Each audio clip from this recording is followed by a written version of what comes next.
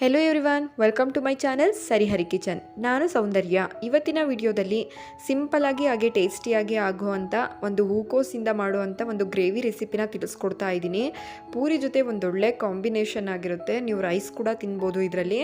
ಬನ್ನಿ ಆಗಿದ್ರೆ ಇದನ್ನು ಹೇಗೆ ಮಾಡೋದು ಅಂತ ಹೇಳ್ಬಿಟ್ಟು ಇವತ್ತಿನ ವಿಡಿಯೋದಲ್ಲಿ ನೋಡ್ತಾ ಹೋಗೋಣ. ತುಂಬಾ ಈಸಿಯಾಗಿ ಮಾಡ್ಕೊಳ್ಬೋದು, ಹಾಗೆ ಇಂಗ್ರೀಡಿಯೆಂಟ್ಸ್ ಕೂಡ ಕಮ್ಮಿ ಆಗುತ್ತೆ. ಮಾಡೋದಕ್ಕೋಸ್ಕರ ಇಲ್ಲಿ ಬಿಸಿ ನೀರಿಗೆ ಸ್ವಲ್ಪ ಉಪ್ಪನ್ನ ಹಾಕ್ಕೊಳ್ಬೇಕಾಗುತ್ತೆ. ಇದನ್ನು ಹೂಕೋಸನ್ನ ಚೆನ್ನಾಗಿ ವಾಶ್ ಮಾಡ್ಕೊಳ್ಳೋದಕ್ಕೋಸ್ಕರ ಈ ರೀತಿ ಬಿಸಿನೀರಿಗೆ ಸ್ವಲ್ಪ ಉಪ್ಪನ್ನು ಹಾಕಿಬಿಟ್ಟು ಕ್ಲೀನ್ ಮಾಡ್ಕೊಳ್ಬೇಕು. ಇಲ್ಲ ಅಂತ ಅಂದರೆ ಹೂಕೋಸಲ್ಲಿ ಸಣ್ಣ ಸಣ್ಣ ಹುಳಗಳಿರುತ್ತೆ, ಅದು ನಮಗೆ ಗೊತ್ತಾಗೋದಿಲ್ಲ. ಹಾಗಾಗಿ ಗ್ಯಾಸ್ ಮೇಲೆ ನೀರಿಟ್ಕೊಂಡು ಬಿಸಿ ನೀರು ಕಾಯ್ದಿರೋ ಅಂಥ ನೀರಿಗೆ ಸ್ವಲ್ಪ ಉಪ್ಪನ್ನ ಸೇರಿಸ್ಬಿಟ್ಟು ಚೆನ್ನಾಗಿ 1 ನಿಮಿಷ ಮಿಕ್ಸ್ ಮಾಡ್ಕೊಳ್ಬೇಕು. ನೋಡಿ, ಈ ರೀತಿಯಾಗಿ ಮಿಕ್ಸ್ ಮಾಡ್ಕೊಳ್ಬೇಕು. ಬೇಯಿಸ್ಕೊಳ್ಬಾರ್ದು, ಜಾಸ್ತಿ ಐ ಫ್ಲೇಮ್ ಇಟ್ಬಿಟ್ಟು ಜಸ್ಟ್ 1 ನಿಮಿಷ ಈ ರೀತಿ ಮಿಕ್ಸ್ ಮಾಡಿಕೊಂಡು ನಾವು ಅದನ್ನ ಹೂಕೋಸನ್ನೆಲ್ಲ ಎತ್ತಿ ಸಪ್ರೇಟಾಗಿ ಇಟ್ಕೊಳ್ಬೇಕಾಗುತ್ತೆ. ಈ ರೀತಿ ಮಾಡ್ಕೊಳೋದ್ರಿಂದ ಬಿಸಿನೀರಲ್ಲಿ ಏನಾದರೂ ಸಣ್ಣ ಹುಳ ಅಥವಾ ಗಲೀಜಿದ್ರೆ ನೀಟಾಗಿ ಬಿಟ್ಕೊಳ್ಳುತ್ತೆ. ಹಾಗಾಗಿ ಈ ರೀತಿಯೇ ನಾವು ಹೂಕೋಸನ್ನ ಕ್ಲೀನ್ ಮಾಡ್ಕೊಳ್ಬೇಕು. ನೋಡಿ, ಇವಾಗ ಕ್ಲೀನ್ ಮಾಡಿ ಸಪ್ರೇಟಾಗಿ ಎತ್ತಿಟ್ಕೊಳ್ಬೇಕಾಗುತ್ತೆ. ಬೇಯಿಸಬಾರ್ದು, ಜಸ್ಟ್ ಹಾಗೆ 1 ನಿಮಿಷ ಮಿಕ್ಸ್ ಮಾಡಿಕೊಂಡ್ರೆ ಸಾಕು.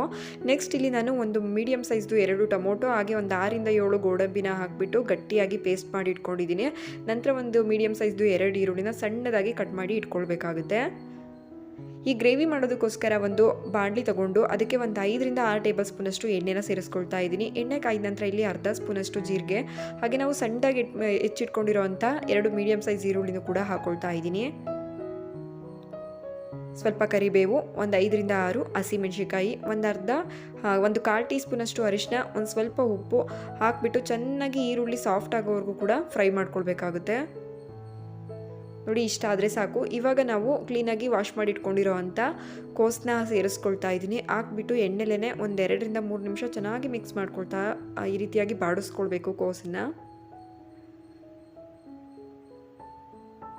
ನೀರು ಸೇರಿಸ್ಕೋಬಾರ್ದು, ಇದೇ ರೀತಿಯಾಗಿ ಎಣ್ಣೆಲೇ ಫ್ರೈ ಮಾಡ್ಕೊಳ್ಬೇಕಾಗುತ್ತೆ. ನಂತರ ನಾನಿಲ್ಲಿ 1.5 ಟೀ ಸ್ಪೂನಷ್ಟು ಅಚ್ಕಾರದ ಪುಡಿನ ಸೇರಿಸ್ಕೊಳ್ತಾ ಇದ್ದೀನಿ. ನಿಮ್ಮ ಖಾರಕ್ಕೆ ಎಷ್ಟು ಬೇಕು ನೋಡಿಬಿಟ್ಟು ಸೇರಿಸ್ಕೊಳ್ಬೇಕಾಗುತ್ತೆ. ಹಾಗೆ 1.5 ಟೀ ಸ್ಪೂನಷ್ಟು ಧನಿಯಾ ಪುಡಿ ಕೂಡ ಹಾಕ್ಕೊಳ್ತಾ ಇದ್ದೀನಿ. ಹಾಕ್ಬಿಟ್ಟು ಇದನ್ನು ಕೂಡ ಹಾಗೆ ಡ್ರೈ ಆಗೇ ಮಿಕ್ಸ್ ಮಾಡ್ಕೊಳ್ಬೇಕು, ನೀರು ಸೇರಿಸ್ಕೊಳ್ಬಾರ್ದು.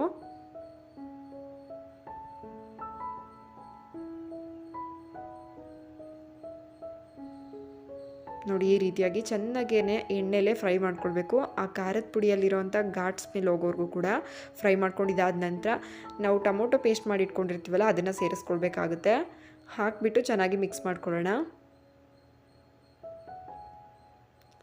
ಗ್ರೇವಿ ಎಷ್ಟು ಮಾಡ್ಕೊಳ್ತೀರಾ ನೋಡಿಬಿಟ್ಟು ನೀವು ಇಂಗ್ರೀಡಿಯೆಂಟ್ಸ್ನ ಜಾಸ್ತಿ ಅಥವಾ ಕಮ್ಮಿನ ಮಾಡ್ಕೊಳ್ಬಹುದು.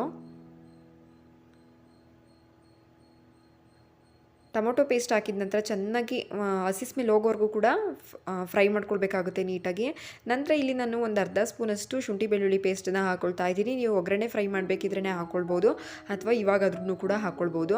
ಹಾಕಿಬಿಟ್ಟು ಚೆನ್ನಾಗಿ ಅದರಲ್ಲಿರೋವಂಥ ಹಸಿ ಸ್ಮೆಲ್ ಹೋಗೋವರೆಗೂ ಕೂಡ ಫ್ರೈ ಮಾಡ್ಕೊಳ್ಬೇಕಾಗುತ್ತೆ. ಎಣ್ಣೆ ಬಿಟ್ಕೊಳ್ಬೇಕು, ನೀಟಾಗಿ ಎಣ್ಣೆ ಬಿಟ್ಕೊಳ್ಳೋವರೆಗೂ ಕೂಡ ನಾವು ಫ್ರೈ ಮಾಡಿಕೊಂಡು ಅದಾದಮೇಲೆ ನಾವು ನೀರನ್ನು ಸೇರಿಸ್ಕೊಳ್ಬೇಕು. ಮೊದಲೇ ನೀರನ್ನು ಸೇರಿಸ್ಕೊಳ್ಬಾರ್ದು. ನೋಡಿ, ಈ ರೀತಿಯಾಗಿ ನೀಟಾಗಿ ಫ್ರೈ ಆದ ನಂತರ ನನಗೆ ಒಂದು ಅರ್ಧ ಗ್ಲಾಸಷ್ಟು ನೀರನ್ನು ಸೇರಿಸ್ಕೊಳ್ತಾ ಇದ್ದೀನಿ. ಟೋಟಲಾಗಿ ಒಂದು 2 ಟೀ ಗ್ಲಾಸಷ್ಟು ನೀರನ್ನು ಹಾಕ್ಕೊಂಡ್ರೆ ಸಾಕಾಗುತ್ತೆ. ನಾವು ಟೀ ಕಾಫಿ ಕುಡಿತೀವಲ್ಲ ಆ ಕಪ್ಪಲ್ಲಿ ಒಂದು 2 ಗ್ಲಾಸ್ ಹಾಕ್ಕೊಂಡ್ರೆ ಸಾಕು. ಗ್ರೇವಿ ಕನ್ಸಿಸ್ಟೆನ್ಸಿ ನೀವು ನೋಡಿಬಿಟ್ಟು ಸೇರಿಸ್ಕೊಳ್ಬೇಕು ನೀರನ್ನು. ನೋಡಿ, ಚೆನ್ನಾಗಿ ಒಂದ್ಸಲ ನೀಟಾಗಿ ಮಿಕ್ಸ್ ಮಾಡ್ಕೊಳ್ಬೇಕು. ಮಿಕ್ಸ್ ಮಾಡ್ಕೊಂಡಿದ್ದಾದ ನಂತರ ಕೊನೆಯದಾಗಿ ನಾನಿಲ್ಲಿ ಒಂದು ಅರ್ಧ ಸ್ಪೂನಷ್ಟು ಗರಂ ಮಸಾಲ ಹಾಗೆ ಸ್ವಲ್ಪ ಉಪ್ಪು, ಕಸೂರಿ ಮೇಥಿನ ಪುಡಿ ಮಾಡಿಬಿಟ್ಟು ಹೀಗೆ ನೋಡಿ ಕೈಯಲ್ಲೇ ಕ್ರಷ್ ಮಾಡಿಬಿಟ್ಟು ಸೇರಿಸ್ಕೊಳ್ಬೇಕಾಗುತ್ತೆ. ಹಾಕಿಬಿಟ್ಟು ನೀಟಾಗಿ ಮಿಕ್ಸ್ ಮಾಡ್ಕೊಳ್ಬೇಕು.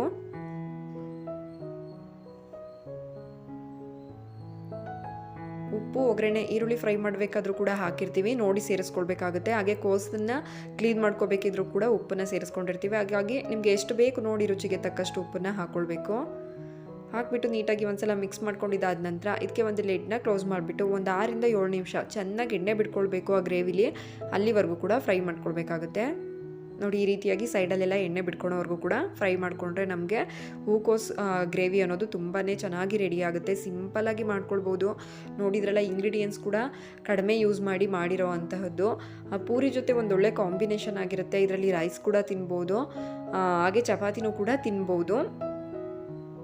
ನೋಡಿ ಈ ಟೈಮಲ್ಲಿ ಕೋಸ್ ಬೆಂದಿದೆಯೋ ಇಲ್ವೋ ಅಂತ ನೀವು ಚೆಕ್ ಮಾಡಿಕೊಂಡು ಬೆಂದಿಲ್ಲ ಅಂದರೆ ಇನ್ನೊಂದೆರಡು ನಿಮಿಷ ಬೇಯಿಸ್ಕೊಳ್ಬೇಕು. ಕೊನೆಯದಾಗಿ ಇಲ್ಲಿ ಸ್ವಲ್ಪ ಕೊತ್ತಂಬರಿ ಸೊಪ್ಪನ್ನು ಕೂಡ ಕಟ್ ಮಾಡಿಬಿಟ್ಟು ಸೇರಿಸ್ಕೊಳ್ತಾ ಇದ್ದೀನಿ. ಸೇರಿಸ್ಕೊಂಡು ಜಸ್ಟ್ ಒಂದೆರಡು ನಿಮಿಷ ಮಿಕ್ಸ್ ಮಾಡಿಕೊಂಡ್ರೆ ಸಾಕು. ಉಪ್ಪು ಖಾರ ಯಾವುದನ್ನು ಚೆಕ್ ಮಾಡಿಕೊಂಡು ನಿಮಗೆ ಬೇಕನ್ಸಿದ್ರೆ ಸೇರಿಸ್ಕೊಂಡು ಮತ್ತೆ ಮಿಕ್ಸ್ ಮಾಡಿ ಒಂದೆರಡು ನಿಮಿಷ ಬೇಯಿಸ್ಕೊಂಡ್ರೆ ಸಾಕಾಗುತ್ತೆ. ನೋಡಿದ್ರಲ್ಲ ಎಷ್ಟು ಸಿಂಪಲ್ಲಾಗಿ ಹೂಕೋಸು ಗ್ರೇವಿನ ಮಾಡ್ಕೊಳ್ಬಹುದು ಅಂತ ಹೇಳ್ಬಿಟ್ಟು ಇವತ್ತಿನ ವಿಡಿಯೋದಲ್ಲಿ ನಾನು ನಿಮಗೆ ತಿಳಿಸ್ಕೊಟ್ಟಿದ್ದೀನಿ. ಹಾಗೆ ಈ ಕೋಸ್ ರೆಸಿಪಿ ನಿಮ್ಗೆ ಇಷ್ಟ ಆಗಿದ್ದರೆ ಲೈಕ್, ಶೇರ್, ಕಮೆಂಟ್ ಮಾಡೋದ್ರ ಜೊತೆಗೆ ಇನ್ನೂ ಯಾರು ನನ್ನ ಚಾನಲ್ನ ಸಬ್ಸ್ಕ್ರೈಬ್ ಮಾಡದೇ ವಿಡಿಯೋ ನೋಡ್ತಾ ಇದ್ದೀರಾ ಪ್ಲೀಸ್ ಸಬ್ಸ್ಕ್ರೈಬ್ ಮಾಡಿಕೊಂಡು ಪಕ್ಕದಲ್ಲಿರೋ ಬೆಲ್ ಬಟನ್ನ ಕ್ಲಿಕ್ ಮಾಡಿ ಆಲ್ ಅಂತ ಸೆಲೆಕ್ಟ್ ಮಾಡ್ಕೊಳ್ಳಿ. Thank you for watching.